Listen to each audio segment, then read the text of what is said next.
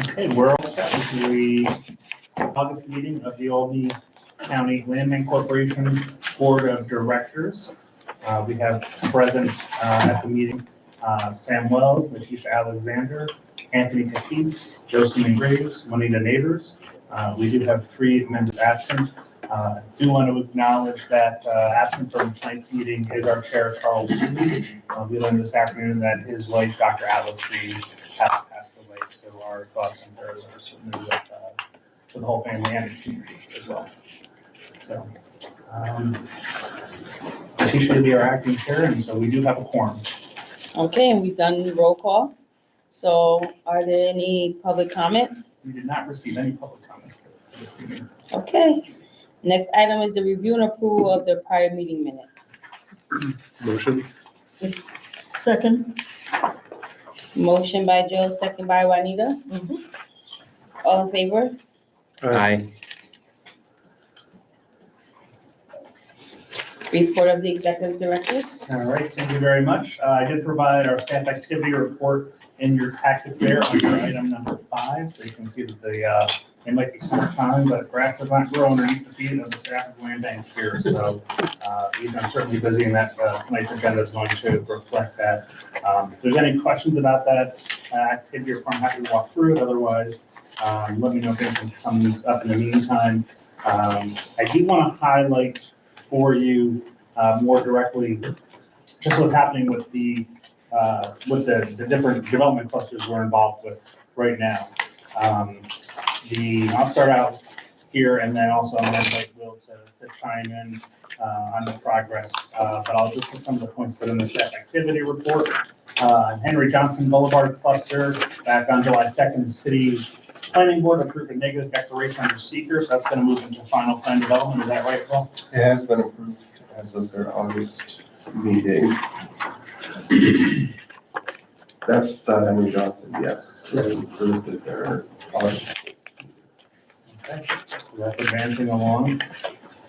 Ontario Street and Bradford Street cluster, so we continue to meet with Regan Development, looking for an alternative use for 135 Ontario and 260 Bradford. We have done a walkthrough of that building with a potential developer to take that piece off. Anything else you want to add to that, Will? We're just waiting for a property purchase application so we can both decide from there whether we want to do a direct sale or something. And then the way our acquisition disposition policy works, we're trying to, rather than sending this all back out and around, we are trying to find somebody who closely fits the initial scope of the project who can take on that other piece. So that way we can cover it that way and what the board considered from that space there. Let the record show that we've been joined by board member Bob Semple.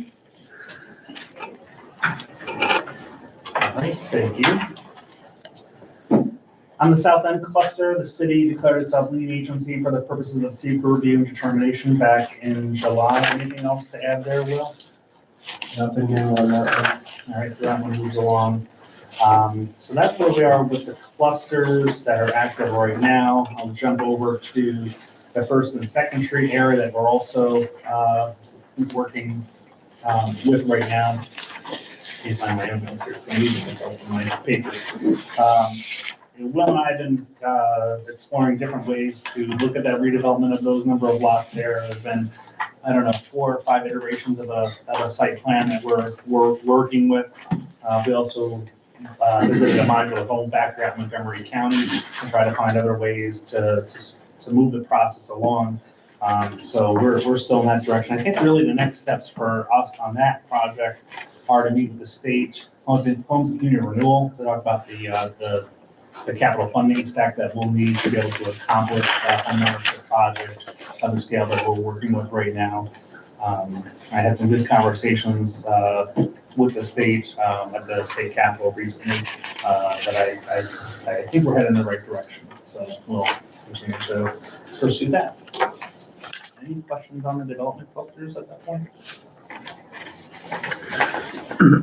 Can I just step back a sec? Just a question on The Land Bank Association conference, Yes. was there any just high level talk of policy approach, kind of what the state's doing right now?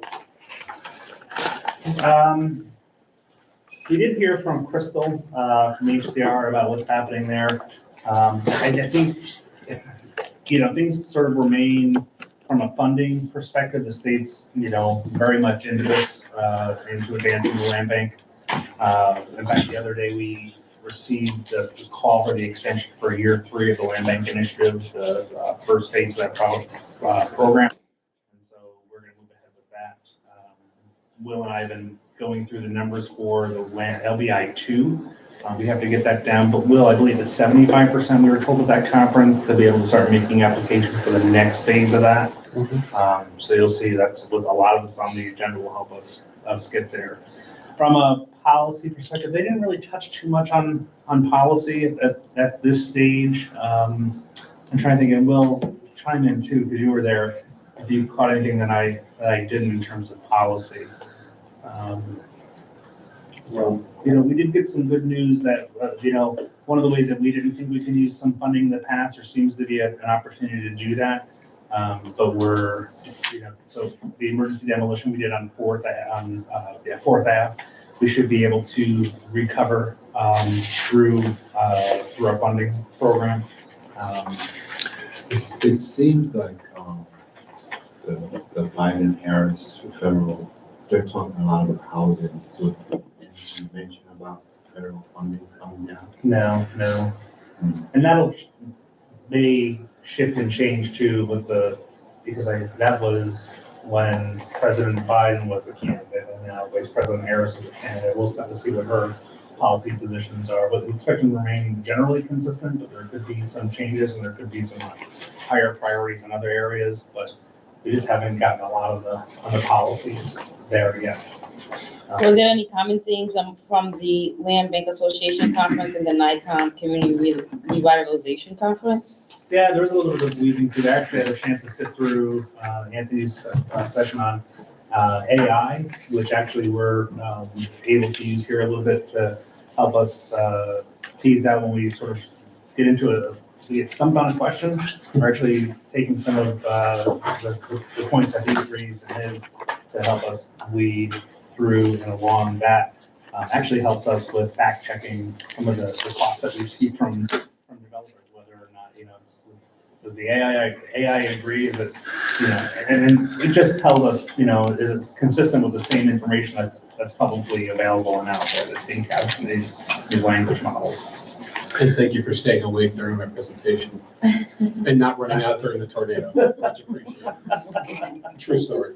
Yeah. I had no idea you were so well versed in AI, Anthony. You're welcome to ask me any questions. I'm sure I can get you an answer. But no, there wasn't anything groundbreaking. I think it was reassuring that we're headed down the right path. I think we did talk about the high costs that we're seeing, but it's funny too, because at the same point we saw some projects on Oswego, and they don't have the same costs that we do. So, in some ways, the location is also driving what some of these prices look like too. Some of those renovations, did you catch some of the numbers when we stopped at those 2 houses? I did not, but I did notice that the way they acquire some of their properties, they're usually in a little better shape. Yeah. Oh, yeah, I think they had 2, one next to the other, and one had suffered a fire, and then they got the one next to it. And so they did the 2 at the same time, and clearly one was in much better condition. That's a really good takeaway, is that we are getting some really bad properties here that we're challenged with. So, yeah. Cool. Thank you. Yeah, thank you. Anything else there? Okay. I'll move on to number 6, the review and the approval of the financial statements. So I just put some notes in here just to walk you through. I'll start with the balance sheet on line 7. We do have more than 3.5 million in our bank accounts, more than 1.5 million in prepaid expenses and receivables. Those are on line 15. You see on line 23, we are holding more than 1.8 million in property inventory currently. And so that the total assets of $7.3 million on line 32. Balance sheet on the liability side, we have about 125,000 in accounts payable due to the timing of our bills. What happens, so today, Tuesdays are my bill review and pay days. When we get those in there, if they're not due until September 5th. We hold payment until about the 3rd or the 4th. So we're just trying to hold the cash on a little bit longer instead of just sending them the money right out the door. So you'll see that the AP just has to do with timing there. We have more than 1.4 million in deferred grant revenue, and that's that LBI2 program that you'll see a lot of action on down in the committees. Our net revenue on line 59 is still in the negative, negative 272, which again is due to low inventory for the property sales. So we're just not having a lot of success bringing the sales revenue up because we just don't have a lot of property sales. But again, I think that influences some of the direction that we want to go for the balance of the LBI2 funds. Again, on the profit and loss highlights, interest income is up significantly due to the higher interest rates, and that's on line 9. You'll see $15,000 in there. We weren't nearly close to that last year. Our sales income is more than $584,000 under budget, contributing to our operating loss. So if you think of our operating deficit is about half of that sales income there. So you can see how much of an influence that has there. The expenditures, we do keep those under budget, but due to lack of inventory, we are supporting operations with fund balance. That's line 111 on the profit and loss at the very bottom. So that is the highlights of the financial statements that was also reviewed with the finance committee last month. I'm happy to take any questions on that.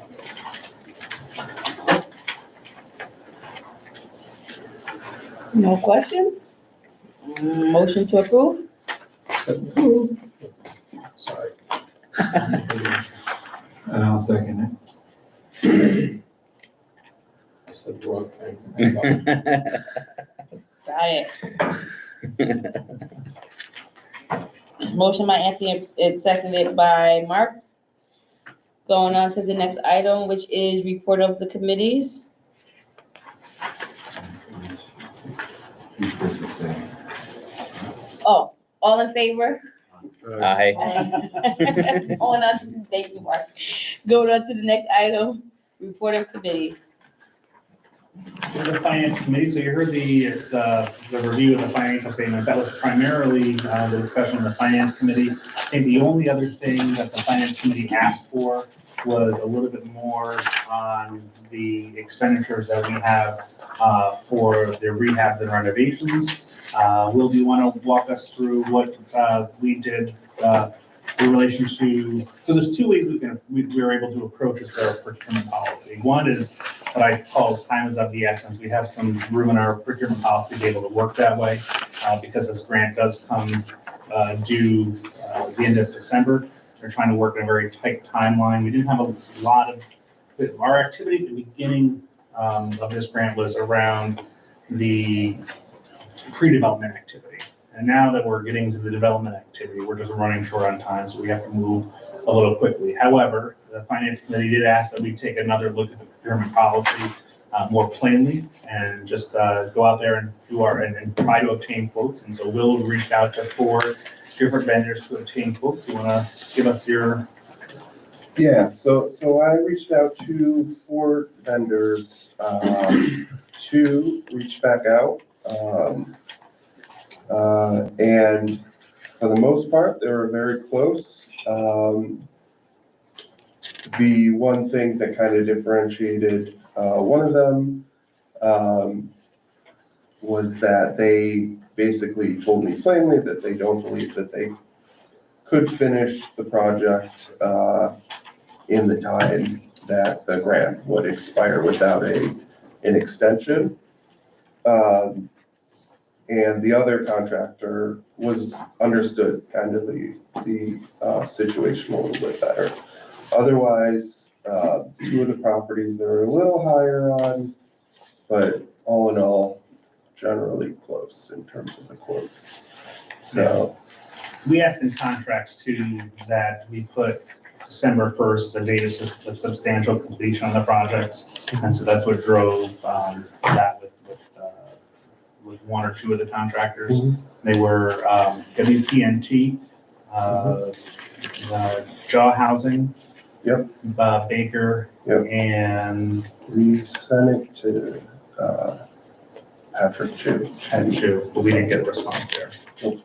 Yep.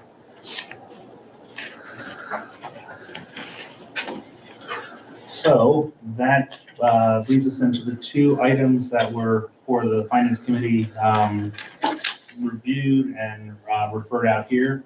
The first one is to have the board consider a resolution authorizing contracts for the rehabilitation of 174 Broad Street, 257 Second Street, and 79 Elizabeth Street as an alternate. Our goal is to do one in the south end, one in Arbor Hill. It actually looks like we would probably do 79 Elizabeth Street as the alternate because we had some difficulty getting in to get the lead reports for 174 Broad Street.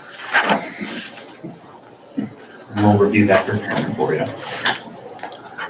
We had reviewed this during committee too, including, I went over, pricing and timing. And this grant, we got to spend this down by the end of the year, correct?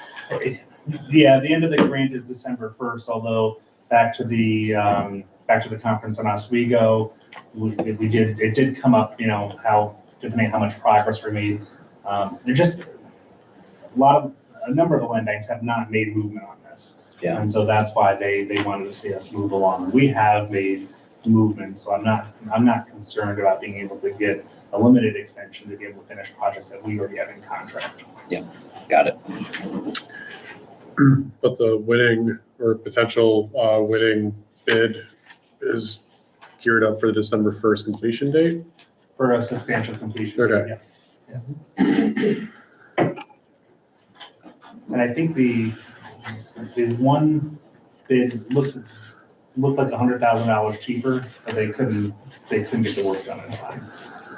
So that was one of that's why we walked away from that quote. Sure.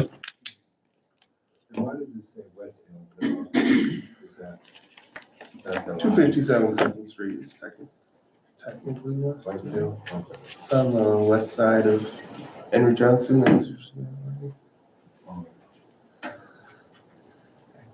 And so this actually is part of that First and Second Street cluster too that we're looking at for another phase of the project. Right.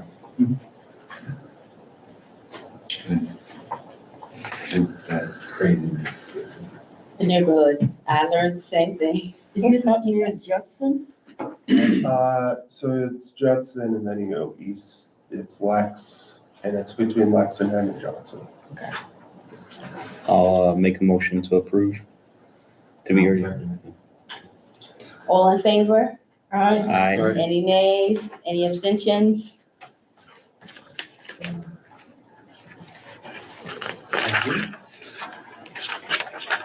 That's the 174 Broad Street. Yes. The other one, I wanted a picture because we have to get architectural drawings for it. So the second item from the Finance Committee was we reviewed a contract with TAP, Troy Architectural Program, for architectural drawings for rehabilitation of 145 Grand Street. So that's an attached row house in the Mansion neighborhood. It's actually something that the neighborhood has asked us about, what we're doing with it. And so just looking into seeing what we had for pre-development. That was a very good candidate for pre-development. The contract with TAP would be to take that from a. That's not Grand Street, that's Broad Street. Oh, Yeah, we don't have a slide Okay. for Grand Street.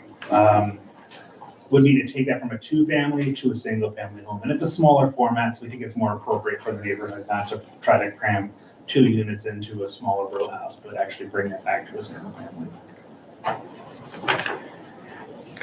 Isn't those houses on Grand Street mainly two-family houses?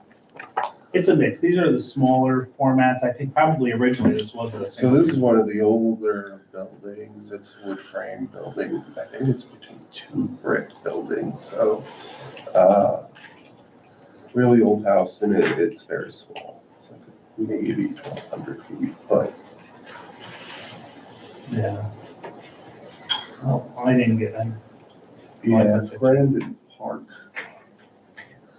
Yeah, the neighborhood association has been That's it right there. worried about that Smaller one. Yeah. So you can see it was outfitted for 2-family. It's got the 2 meters, but probably be more attractive as a 1-family home. How many square feet is it? Will, what's that, about 1,750 square feet? No, I think. Not even that big. No, it's not very deep either, so I think it's around 1,200. Definitely small. Yeah, small. Yeah, there's actually, I think this is, there's part of it that they would actually probably just end up taking off as a small addition put on. Since we're on the topic of procurement, are we allowed to just go for professional services based on, quality of the company, time frame? We make that judgment? Yeah, we're gonna go with these historic homes, we pretty much work with TAP because that's And I like that. I yeah, just, sort of their niche. So on the professional services, we do have the ability to work with somebody based on more qualification. But we do continually look for best pricing too. We don't want somebody to get so comfortable they think they're always gonna get sure. work with us, so. TAP's generally one of the cheaper firms out there, from what I understand as well. Yeah, they've been quite affordable And too. they're located in Troy. Mhm. That's not an issue, but I just wanted to. Yeah, that's fine. Do we just have a contract by contract basis with them, or is there like an umbrella service agreement they're working under with us? We just do contract by contract. Yeah, this We don't one- have a master service agreement. To put it out for bidding? On this one, because it's professional services, we select the one most qualified. But if you'd like, we can always open up a bid for like a master service agreement. to- I like TAP, it's just optics. Yeah. But Area. Yeah, I mean, let me also say that I like that too. It would be nice to have someone in Albany County. At least have the option to, the opportunity to bid on it, the project. I understand what you're saying, Mark. Yeah, you guys don't have enough work based on the staff report. Just, We are always looking, and I think the staff can tell you if I left the room, I probably may drive them a little nuts some days with asking a lot of questions. So, yeah, we're not, we're trying to find the best fit to weave this all together. And not to get into any more weeds here, no pun intended, but if you look at the satellite images of that, is the tree that's completely overtaking the 3 properties around that, is that on our property? I don't know. Because it's like, It's kind of off pitch. it is taking over the whole, and it's like over the roof of the house. Yeah. Like, if you go to Google, it's probably a newer picture, but One of you the see that? added values to 145 grand too Oh, is yeah. that the community development agency Yeah. for the city is assisting the owner of 147 grand, Okay. right? So, between that and, the work we put into this one, we're really stabilizing that whole block, that middle of that block. Mhm. And I think they might even be looking at that tree as part of that project. I can't recall. Yeah, I'm looking at the canopy and I'm gonna, I can't see it there. Just based on the aerial canopy, I think it's gonna land actually behind probably 147. I have drone shots of it Okay. because I flew, You have drones? yeah, I'm a licensed drone pilot. for the Oh, city, wow, so, nice. They, whenever buildings and codes or community development needs drone shots to look at rooftops of. They call you. So that way we don't have to bother the emergency services guys who more show up for fires and acts of Now I know what violence it's and all called, I kinds of need other a stuff. drone shot. Yeah, I'm happy to, They have to have a license now. Part 107? yes, you do. Perfect. But happy to assist. If you guys ever need additional drone shots of anything, just give me a call. I'm going out this Friday with a bunch of building permit guys, so. Yeah, it's terribly useful. Before I came here, we had launched one in Colony. Yeah. Colony, launched a drone program. Yeah, But far cheaper than dragging out a ladder truck and, using that to get up above a roof. Yeah. And you won't, have any disgruntled firefighters, annoyed at you for dragging out their equipment, so Oh, boy. learn Are that we lesson. at the motion to approve? Are there any other questions? Need a motion and a second. All motion. Motion by Joe, second by Anthony. All in favor? Aye. Any nays? Any abstentions? All right, that was it for the finance committee. Acquisition and disposition committee, they were busy this month. I'm starting through the property sales matrix. We've got 2 properties on here for you. Will, do you want to walk through those? And I'll click through. Sure, 2 properties, one vacant lot, one vacant building, in the vacant lot in the city of Albany, Waterloo is the building. So first one, 143 Fourth Avenue, applicant 3442, applied for this property, is working with the city on a Love Your Block grant, is looking to include this in it. They are the adjacent property owner in blue. So acquisition and disposition committee recommended applicant 3442 for sale of this property. Next is 1310 Fifth Avenue in the city of Waterloo. The applicant is the city of Waterloo. They received a $4 million grant from the Scott Earl Family Foundation to do workforce development related projects, including new construction. The plan here would be to demo the existing building and build a new single-family home and sell it to a first-time home buyer. So the recommendation there would be to advance the sale to 3441. And that's it for. And just for transparency purposes, I know I said this during the committee meeting, but just we've done our due diligence on applicant 3441, being that Joe Lasvita is our vice chair and is representing the city of Waterloo. Yeah, they present an application just like any applicant, and there were no conversations or anything with them, and Joe's not here tonight, he's actually away, so otherwise we would ask them to disclose that potential conflict of interest. And abstain from the vote too. Yeah. Motion Yeah. to approve, Motion. moved by Juanita, Yep. second by Mark. All in favor? Aye. Aye. Any nays? Abstentions? Okay. Next one on the list is 25 North First Street in North Albany. You're probably familiar with this property.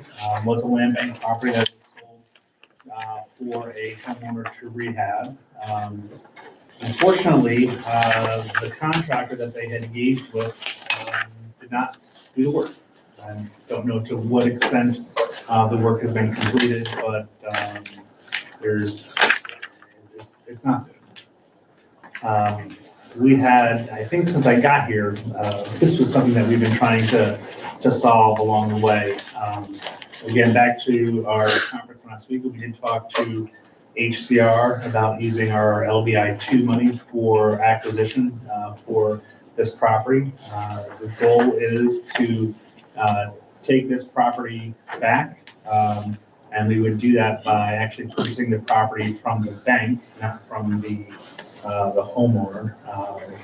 We worked with the homeowner and the bank or the lender, home headquarters, to facilitate turning this property, having the owner turn the property over to the bank not taking any negative actions against the homeowner's credit.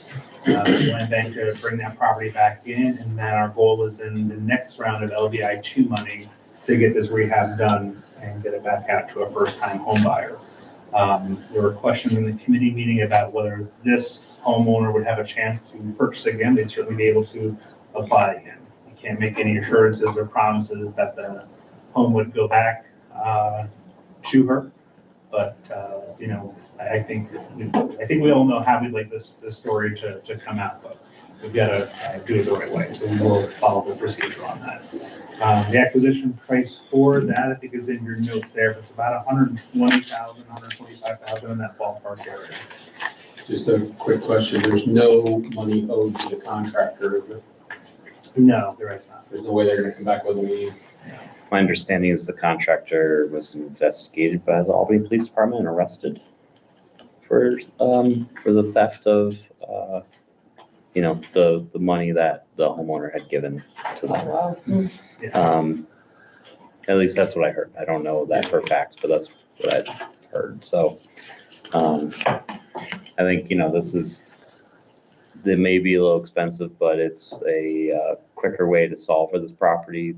These foreclosures can last for years. I've seen some foreclosures last as long as 15 years when it comes to the world of mortgage foreclosures. So this is as clean of a exit strategy, especially one that doesn't hurt the homeowner for something that wasn't her fault in the first place.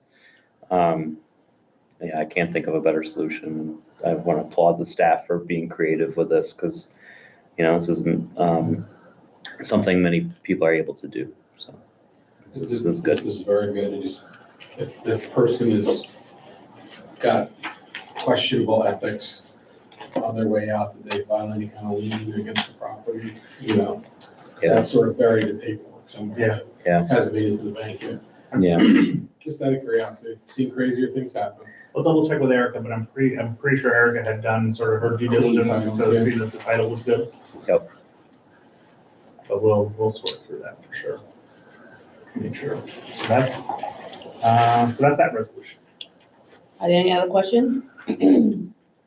Motion to approve? Approved.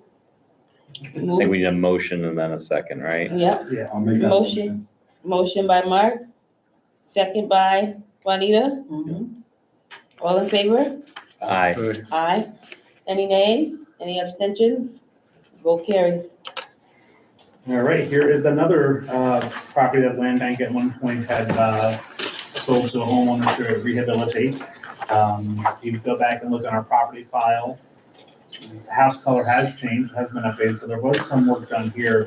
But again, the same thing, no, I'm sorry, not the same thing, but another experience where the homeowner just doesn't have the capacity to get this across the finish line. It's already falling behind on taxes, and so given the condition of it, given, you know, the surrounding properties in the neighborhood, and given the price, so the homeowner had initially asked us to release the enforcement mortgage to be able to get clear title so they could sell it. Our response back was, we'd be happy to buy it from you. And so we are going to pay what is owed in taxes, about $10,000, which will be held in escrow so that the tax bill is paid before we take that. And so we'll rehab, same thing, we'll rehab this one and get it back out to a first-time buyer. In 1973, I purchased this property for $17, March of 1973. And it was a very bad condition, and we spent about $10,000 bringing it up to the present code. And after 2010, it went to my husband, and he deceased. So, yeah, and with him being deceased, it went foreclosure for taxes, and the present buyer that bought it was in the process, because I'm still good friends and neighbors to 155 Homestead Avenue. So the person that bought it was trying to rehab. Why she painted yellow, but somehow she got pushed back from the city and she just walked away. So that's the story on 157. Is this by New Albany? No, it's on Homestead Avenue between, Western and Washington Avenue. Yes, it is by New Albany. Yeah, that's what. Yeah, about 4 or 5 blocks, yeah. Good location. So Juanita's name will appear in a title search, but you have no interest in this property, so there's No. not a. No, I've moved on. Are we ready? Motion No, my to, name won't appear. My husband's name, Your husband's name, yeah. Erskine. I'll second. moved by Anthony, second by Joe. All in favor? Aye. Aye. Any nays? Any abstentions? The vote carries. All right, next one is a resolution authorizing the acceptance of 16 and 18 Myrtle Avenue. These are donations, right? These are donations.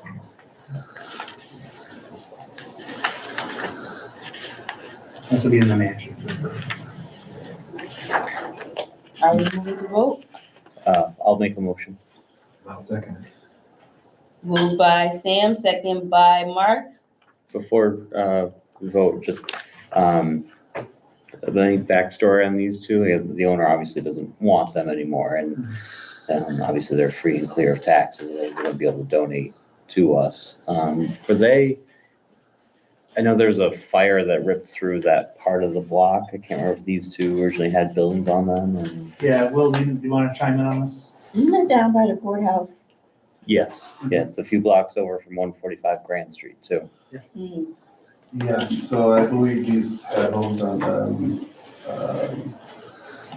We acquired another one a few years ago that we sold to someone who lives on the block.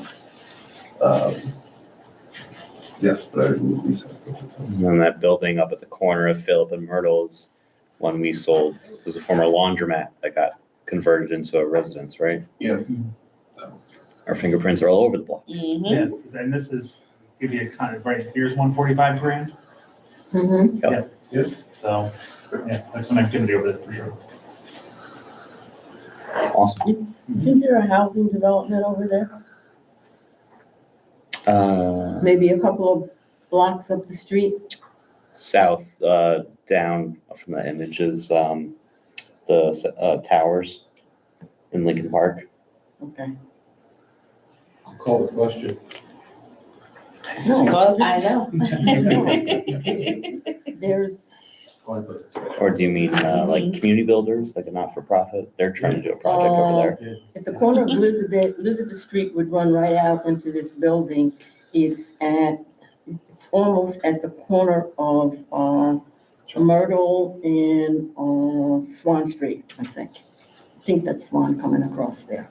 Swan or Hawk, one of those. Yeah, that'd be on the other side of Myrtle. Yeah, there is. Yep. Are we ready to vote? Yes. Sorry. All in favor? Aye. Aye. Any nays? Abstentions? The vote carries. Quickly moving on to the end of our agenda here. The last item was a resolution authorizing the transfer of real property to Habitat for Humanity. This is part of the 105 initiative. The first properties that would be transferred are only 30, 32, and 34 Albany Street. And then do we have the list of the other properties that are part of that application? Yeah, Because rather than take this back to you every single time we're gonna transfer property, we just like to have, if you're okay with it, the resolution state that we're able to transfer these properties as the project advances, because you'd already seen it. yeah, so the rest of them are all gonna be on Colony Street in Arbor Hill, right near the turn where it turns into North Swan, north and south there. And this is North Albany, This is. Yep. So 30, 32, and 34 North Albany, yes. Well, did we have a property on the street before? We have a Yes. property on the street, right? We had an issue with the correct. owner and Cleaning wanting it. to We be. still have a we still have that property, Cool. 22 Albany. Okay, Yes. Yeah, because we also had a problem with the council person, Wanda Willingham. And that the Albany, street property. Yeah.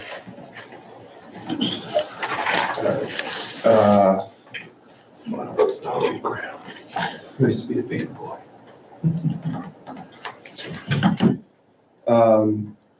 So they're on Colony Street, it's 185.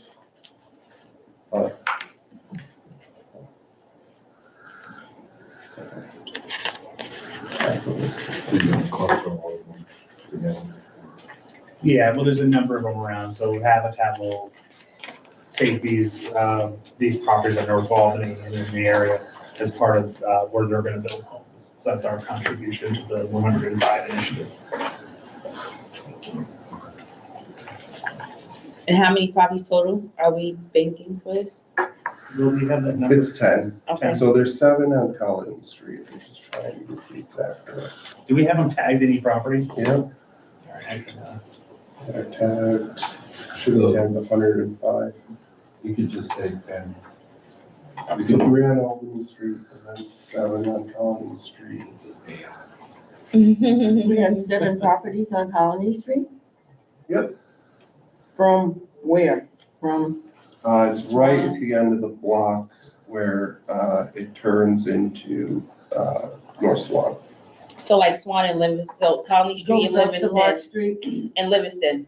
Remember where that barber shop used to be on Swan? Yep. Right around there. Kitty corner, or adjacent, actually, for that corner.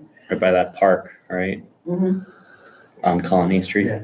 There, so I'll give you this, so for the record, it'd be 201 Colony Street, 195 Colony Street, 30 Albany Street, 203 Colony Street, 207 Colony Street, 187 Colony Street, 185 Colony Street, 193 Colony Street, and 32 Albany Street. So those are the 10. might have to Oh, and pull then up the 32 Albany Street. map view. Just to kind of see generally where they're at. So what those yellow ones are. It's a nice little cluster there. Nice little mall. So those would be the Urban Colony Brewery used to live on Colony Street. cluster. And then the other. Not too far. North. Over. There we are.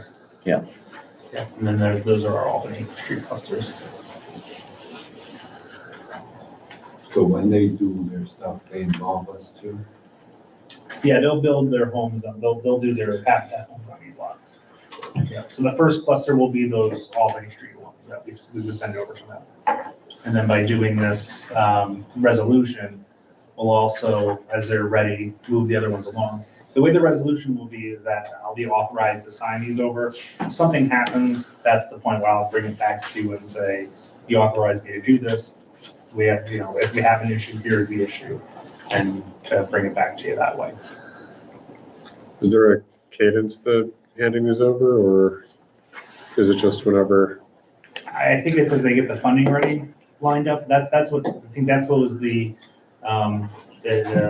start to this discussion. Actually, they were hoping to have this a couple of weeks ago, but we didn't have a resolution to transfer the properties. So Albany Street will be basically right in there. We'll be transferring those over. Colony Street, I believe they said spring of next year. Smoke City. What's that? So what are the properties that's on Exhibit A? Is it just those 3, or is it all 10? Right, because we have All to 10 go will be big. on exhibit A. Okay, Yeah. okay. So this resolution covers that. Okay, cool. And if it's not by next spring, I know it's Habitat and I'm all for carrying the properties until it gets to the right spot, but just in terms of, maintenance liability, how long would we be carrying them potentially until that time may come? Or could we revisit in the spring if we see summer coming and? What we have, best example of that is legacy cities, is that we've had some that haven't moved along. So I have, spoken to one of legacy city developers and have said, we're at this point, where are you gonna focus on? Because let's release some of these along the way so that way we can start getting back to the work that we need to accomplish. So we would probably approach it the same way as if we don't see progress, we'll revisit it. The resolution isn't binding us to this, it's simply Sure. authorizing us to transfer these properties. But if we see other opportunities, we'll have a discussion. Motion to I approve, will make that motion. Motion, moved by Mark, second by Juanita. All in favor? Aye. Aye. Aye, any nays? Any abstentions? The vote carries. No actions for you from Enforcement and Compliance Committee, but there were a couple of items that the committee reviewed in terms of removing some enforcement mortgages. And then the last item I had here was an executive session, but I don't have anything for you tonight for executive session. And so that is the balance of tonight's agenda.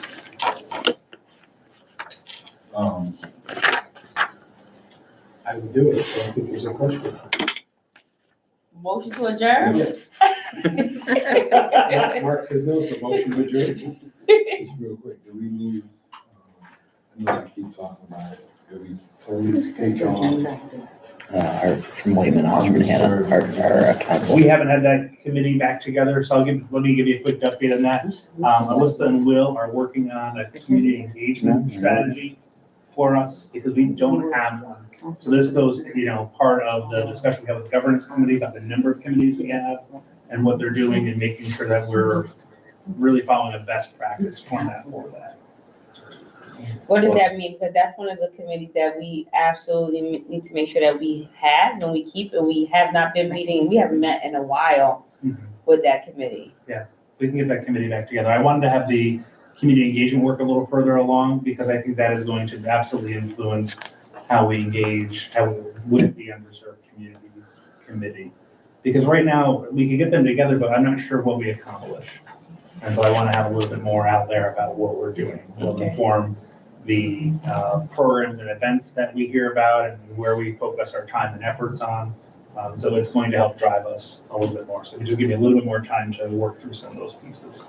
Well, also, If anything comes up along the way, certainly let me know. I know you had mentioned something to me about some residents you've spoken to, and Alyssa should be working on that. yeah, but I would love to be part of the conversation.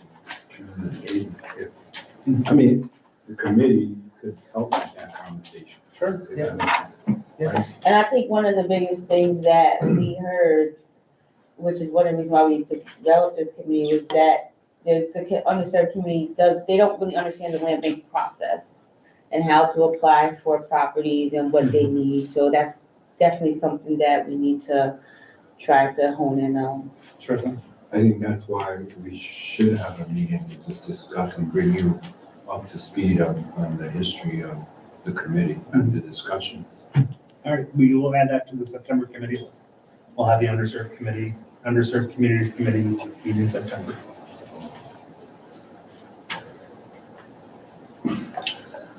Make a motion to adjourn. Motion to adjourn. Motion by Anthony, can I have a second? Second by Juanita. The meeting is adjourned. 6:25. Oh, all in favor? Aye. That's what I'm waiting for you to say. 6:25.